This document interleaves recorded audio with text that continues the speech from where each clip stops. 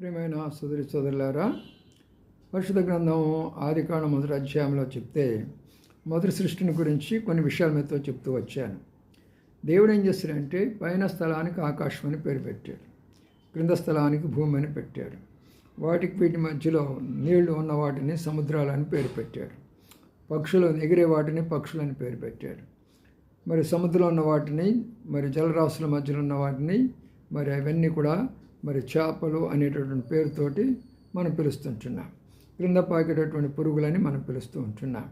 ఇలాగా ఆకాశంలో కనబడే సూర్యునికి పేరు పెట్టారు, చంద్రుడికి పేరు పెట్టాడు, నక్షత్రాలకు పేరు పెట్టాడు, ఆఖరికి 6వ దినాన సృష్టించినటువంటి మానవునికి కూడా ఆదామని ఆయన పేరు పెట్టాడు. కాబట్టి పేర్లు అనేటటువంటివి ఈనాడు నీకు నాకు, మన దేశము, మన రాష్ట్రము, మన ప్రపంచం ఉన్న పేర్లన్నిటికీ ఆధారము పరిశుద్ధ గ్రంథము. ఈ విషయం తెలుసుకోనండి, పరిశుద్ధ గ్రంథాన్ని నమ్మండి, విమర్శించవద్దు, సత్యాన్ని